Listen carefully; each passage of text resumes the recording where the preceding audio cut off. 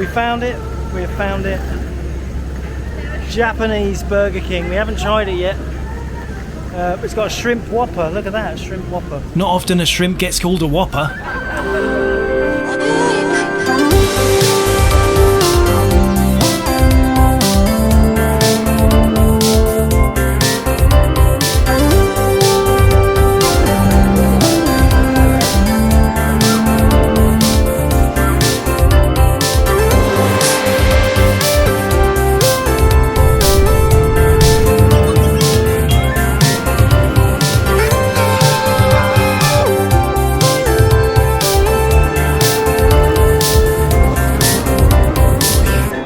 Jace in Japan.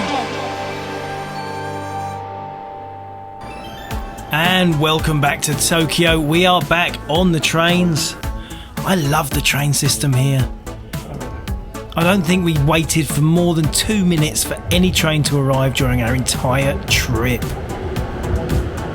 It's quite empty now. So here we are. Welcome to Tokyo Skytree. Let's turn the camera. Here we go. There it is. It's very tall and we're hopefully going to go up it. Exciting. Now, the previous tallest building in Tokyo was the Tokyo Tower, and you'd be forgiven for getting confused. Built in 1958 and standing 332 metres tall, Tokyo Tower remained the tallest building in Japan until 2010. That was the year that this tower was finished. Tokyo Skytree remains the tallest tower in the world. And not the tallest building, but the tallest tower at 634 metres tall. That is nearly twice the size of the original Tokyo Tower. And as the lifts open, we are beckoned inside to check out the view. Now, if ever you've been to a tall building, and I have been to quite a few, they do feel quite similar. You will always find an expensive cafe. Then it is time to appreciate the view, and what a view it is. I mean, Tokyo is absolutely massive. As far as the eye can see is buildings. Well, okay, you can see the sea out of that one. But the thing about tall buildings and views like this, you are so tall and so far away from the ground that even other skyscrapers look like little tiny biscuits. Where's Mount Fuji? I don't see Mount Fuji on this side.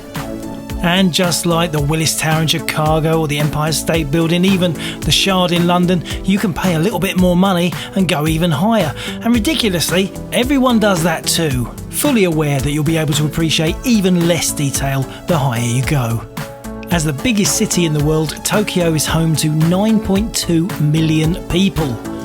They are spread over 2,200 square kilometres with an average population density of 6,150 people per square kilometre.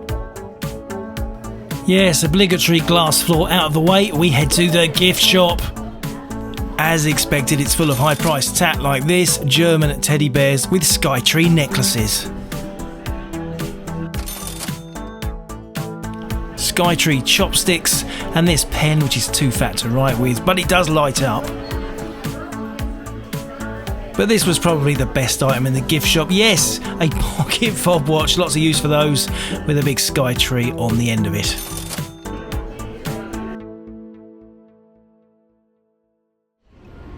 Ice slush. Here we are at a little place called Tully's Coffee. And this is some sort of slush hybrid ice cream. It looks messy, but it looks kind of cool. And what I got is this, and this is a mango twango twirler. And you think I'm making that word up? It's really called a mango twango twirler. Can't wait to try it. It's hard to get up the straw, but it's very nice, like a super slushy, super tropical slushy, very nice. Now, looking at the overcast sky, you would think it isn't hot here, but it is. 35 degrees and very humid. Thankfully, these amazing street coolers are dotted around to stop you getting sweaty. Okay, back in Akiba or Akihabara for another legendary retro game shop. This is called Beep. And these shops, tucked away in back alleys and down little staircases, remind me of those Notting Hill gate shops I used to go to in the 80s. or hunting for records in Camden Town when you were a kid. Not much health and safety, just tons and tons of stuff crammed into little tiny rooms that you can hardly fit through. Excuse me, excuse me, excuse me. Oh.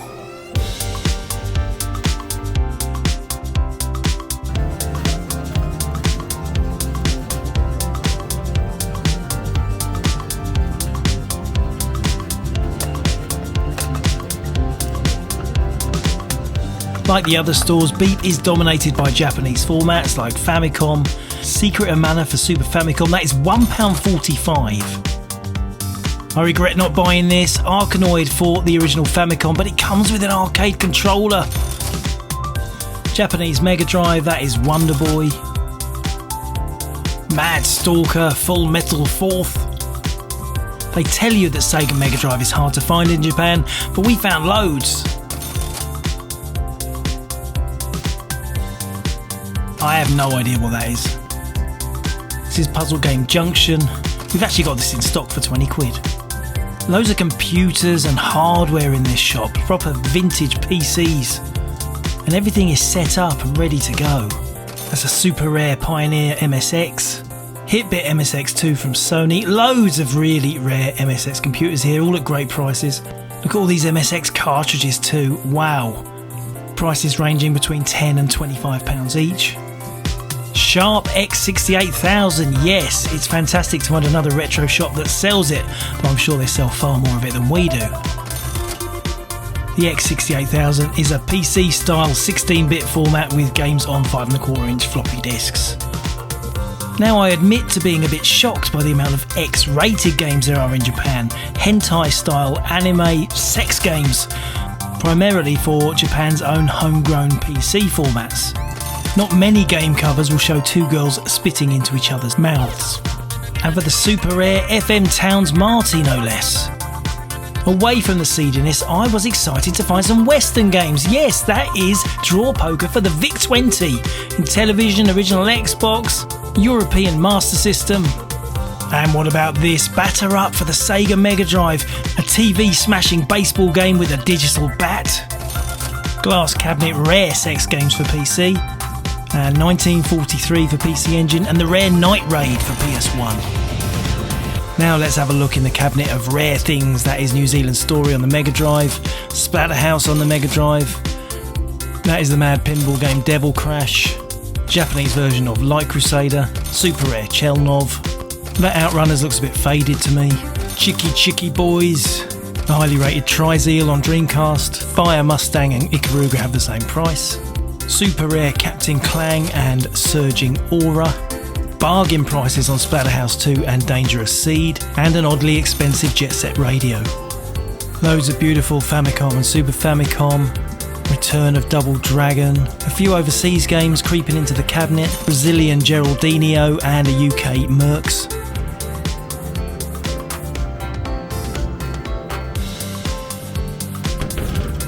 Yes, I bashed the cabinet. More strange prices. I really should have bought that Costello on Master System. Now this is where my heart lies, and these prices are amazing. That is a really rare Gundam tabletop. And Bandai's Dracula Joe and Packery Monster. And the Barcode Battler's more expensive. Maybe they don't work. Here we have one of the most desirable Game & Watch's beautiful condition in the box, and that's an amazing price. That is a great bargain. Wow, Kikuman 2, this is a really rare Magic panel game. It uses a prism over the display to create these full colour LCD graphics. There's loads more beautiful handhelds. Look at the condition of these Game & Watches. Really good prices. That ball must be the reissue version. Strange pricing, £28 for a Silver Series Fire and £72 on a double screen Greenhouse. Gakun's Pion Kichi in the box, a really fun Frogger style game. And Bandai's Perfect Mahjong 2, cramming one of the most complicated tabletop games into an LCD handheld. That's an X68000 working. Now I'd always wanted to see one of these machines running. I've actually got one now, but the X68000 in the flesh, unreleased outside Japan, but supposedly as good as an Amiga. I really love how Beep has all these machines up and running, and look at this, a Panasonic FS-A1 MSX2 in beautiful red. You don't get many red computers, do you? Another X68000, this time on a little tiny CRT. And that is an original FM Towns, that's what they look like. An original X68000 retailer sign, that's pretty cool. Here is another computer unreleased outside Japan, the NEC PC8801. This FH model is from 1986 and has 64K of RAM and an 8-bit processor. And I was pleased to see that Beep hates the Saturn steering wheel almost as much as I do. Okay, can anybody help with this? We have no idea what this Club Nintendo thing is. Is it a board game? I don't know. Just don't know. Please comment. And what about this? Hudson Game Music LP. Oh, I should have bought that.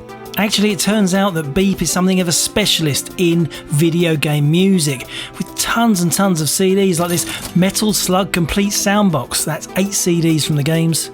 Spot the Front Mission and Shining Force soundtracks. Spot the Raiden Fighters soundtrack CD, and the bottom left, that's more expensive than the game is.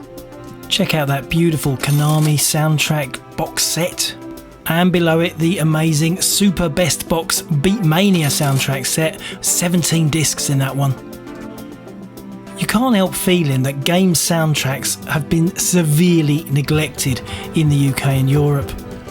Not just for video games, but every system seems to have a multi-disc soundtrack set, 145 tracks on this Mega Drive set, and over 220 tracks on this Sega SG-1000 collection. It's so strange. And why don't I know the game Vectros?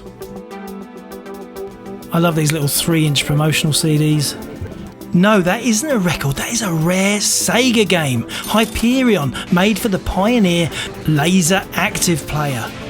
This super rare machine overlays video game graphics onto a pre-recorded Laserdisc image. Everything else in this box did seem to be game soundtrack LPs though. Very nice sets.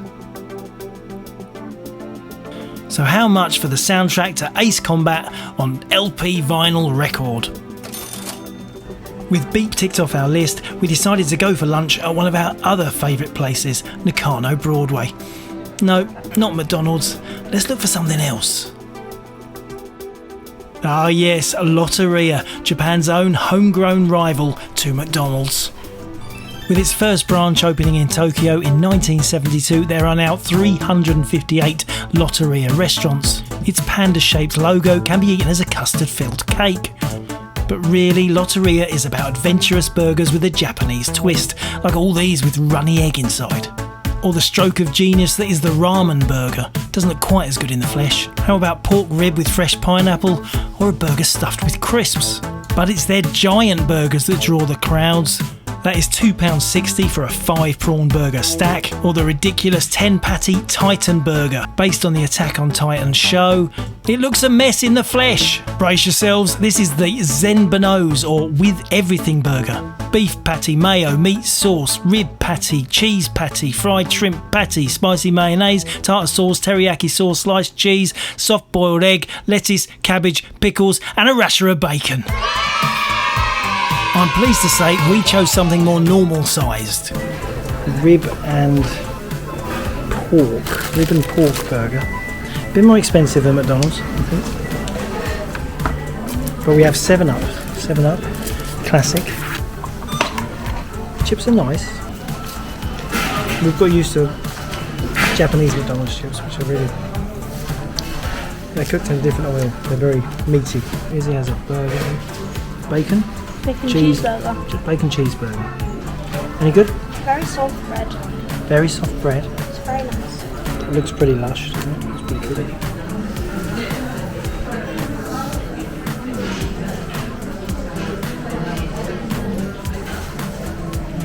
Delicious.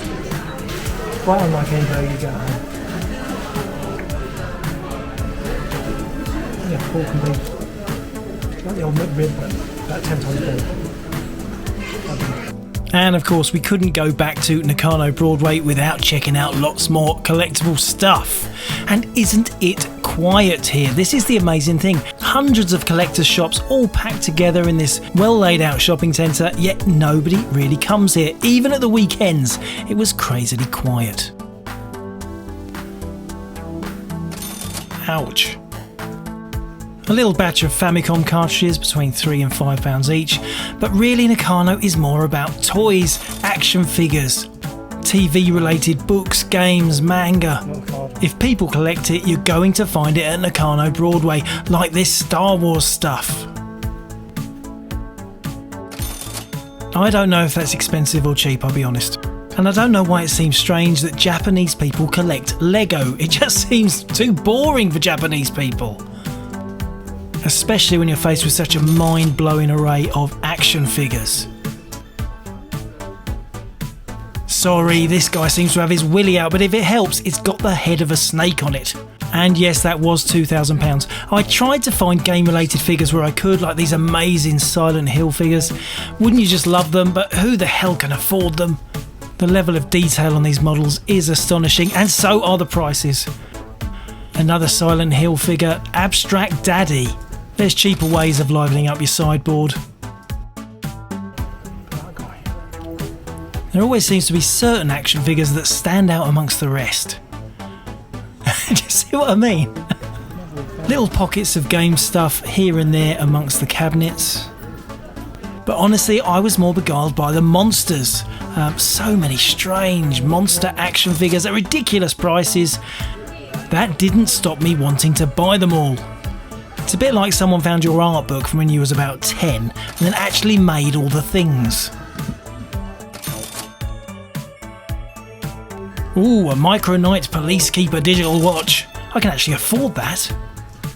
You wander around this place not really knowing what any of the franchises are, what the backstory of all these characters is. At the same time, you imagine buying them all and putting them in your own glass cabinet and wondering what your friends would say when they came round and saw how much money you wasted. I want the snow monkey! The way the prices work does seem hard to fathom. It doesn't seem to be the biggest thing is worth the most or the oldest thing, but I guess that's true of most collectible things. One thing's for sure, if my brother is watching this, you should have looked after your Zoids. Yeah, Zoids in boxes. I used to love Zoids, we used to play with those a lot. Now that's a rather sad looking Pac-Man, I'm not sure he's worth the money.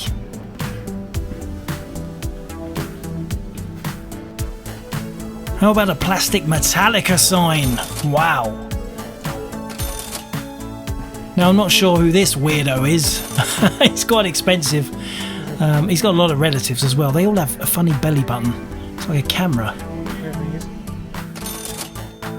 I call these guys the lollipop men. And this strange alien is incredibly expensive, but isn't he gorgeous? So colourful. There is something about the colours of these strange action figures that makes them more desirable, I think.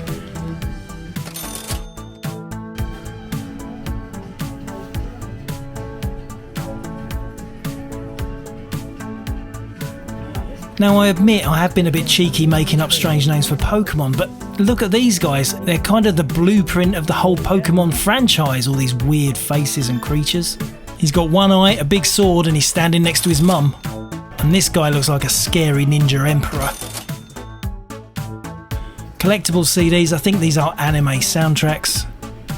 Now we saw some of these last time we were here. Ronald McDonald Mutants. Very strange and very expensive.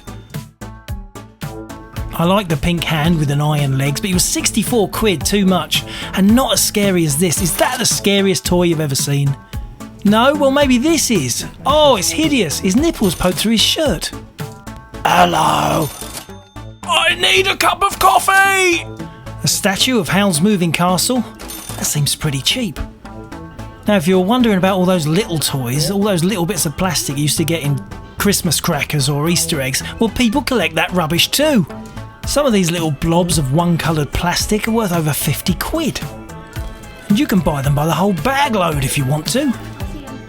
It's the ultimate recycling really. Just imagine how much stuff Mandarake have saved from going into landfill. Tamagotchis, and if you don't remember, Izzy is a huge Tamagotchi collector. What about Goji Rapper?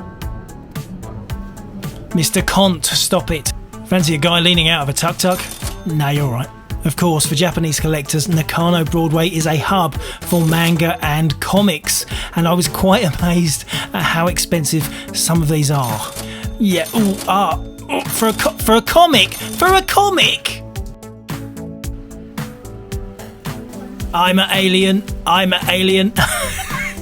Do not worry. Don't worry. He does not have any genitals. This is just some scenery to liven up some of the corridors. So how are you at model building? Fancy making your own little Japanese street stall? Not for me. I'll just be putting copy decks on my fingers, then slowly pulling it back off again. Oh yes, it's a games channel! We finally found Mandarake Galaxy, a genuine retro game shop. And is that the Eidolon by Activision for the MSX2? Full of amazing stuff, this shop, like these Game & Watches. I really don't understand why the boxed fire is more expensive than the rarer Vermin or Mickey and Donald. A cute boxed monkey coconut there, Cross Highway. £347 for Bandai's Dracula Joe handheld. Something else I wish I'd bought, Floppy Jump, I do those. Those are good games. Hang on, 35 quid for a Burger Time game I've never seen before. Why didn't I buy it? Tomitronic's Shark Attack becomes an official Jaws 3D game in Japan. Fabulous Fred, and at the back there is a Gakken paint roller. I paid £250 for the one in my own collection. Boxed Super Famicom, of course there is tons of boxed Super Famicom. Let's just slow it down so you can see them. Loads of great titles in really beautiful condition.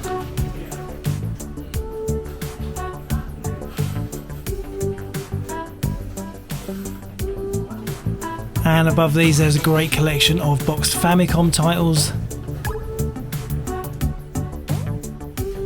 Some nice Switch stuff, and look at that Darius box set, what a bargain. Neo Geo CD, £70 for NAM 75 or Super Spy at the back. Sega SG-1000, a Space Slalom, or a much more expensive AES version of Super Spy. What about this Mega Drive Tower Mini? It's the same mini Mega Drive console, but with a fake Mega CD and a 32X to make it look ugly. We'll come back to the Mega Drive. Loose Famicom and Super Famicom carts, bargain prices as you'd expect. That is Family Golf by Namco for £1.60, pocket money prices. The classic Cool Spot. What about the SNES classic Actraiser? Yes, that is a very nice example. What a bargain. Bargains too on the 3DS. That is the highly rated Band Brothers.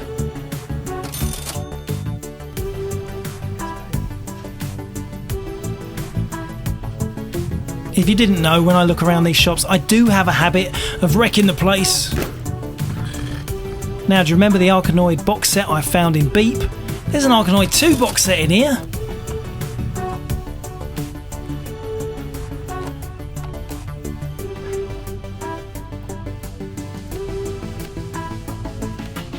As we've come to expect during our travels, loads of PC Engine, like this classic New Zealand story.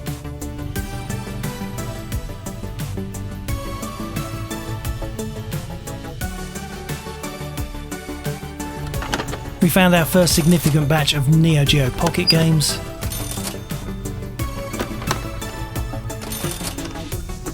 Finally one I recognise. But as you know, it's the unusual stuff that gets me excited. This is for the Tomy Tutor or Pewter. Turpin. Yeah, unusual maze game.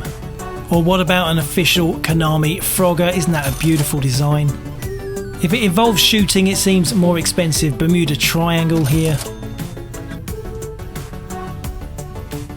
Now what about these Japanese releases for the Emerson Arcadia? That's an obscure console if ever you saw one. Cat Tracks is a simple maze game. Missile War, a version of Missile Command. And no, not Pac-Man, this is a version of Berserk, Escape Man. Now this looks fun, doesn't it? I do like a bit of bobbly BMX with a bit of flicker. Lovely. Come on, take the jump, flick it, do it. Oh, crashed. We crashed. That was Superbike, also for the Tomy Tutor. Very lovely art design on this one. Here's the weirdest Neo Geo Pocket game I've ever seen. We haven't seen much Virtual Boy in our travels. Lots of beautiful boxed Game Boy games.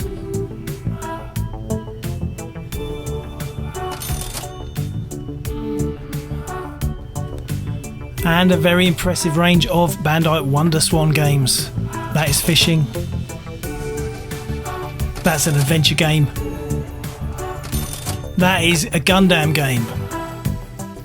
And here's the Mega Drive. Some great prices on some of these. Assault Suit Lanos and Sio Blade. Vixen 357, Volfied, XDR, Space Harrier of course, Cyberball, and the highly desirable Thunder X. Yes, we all know what that is. The Hybrid Front, everyone loves that game.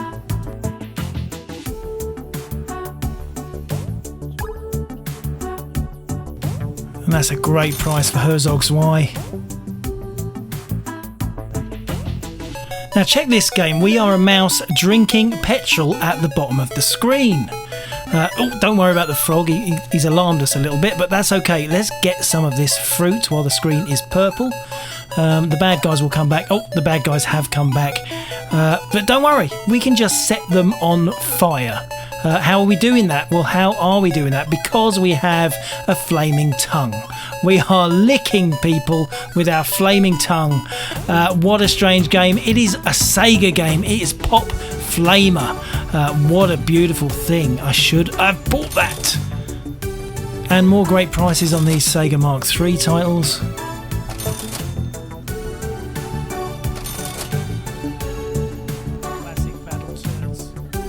Tons of Sega Saturn and Dreamcast, including loads of special editions. Despite Galaxy being quite a small space, it is absolutely loaded with stock. Just as many games as in Beep or Super Potato, just in a smaller area. But after a whole day cooped up in a shopping centre, it is fantastic to get back out into the real fresh air. And it's just getting dark and the lights are all coming on. And the area around the Nakano Broadway is all these little lanes with loads of overhead signs and wires and cables and really gorgeous smelling restaurants. And really, this is what I love about Japan. It's not just the best place in the world to find stuff and to go shopping. It's the food, it's the smells, it's the lights. There's just such an atmosphere. It's quite hard to quantify what that atmosphere is. Is it slightly creepy? Maybe it's slightly creepy, slightly foreboding. Probably the word is mysterious. It's so different. Look at how many bikes are parked outside this supermarket. We finally get back to Nakano Station. It's been a very long day, but what a brilliant one. Next time on Jace in Japan. We head back to Shibuya and that infamous crossing, try and buy some slippers in a furniture store, discover they still sell new Super Famicom games in the Nintendo shop, and find the dream item for early morning commuters, a heated toast pouch.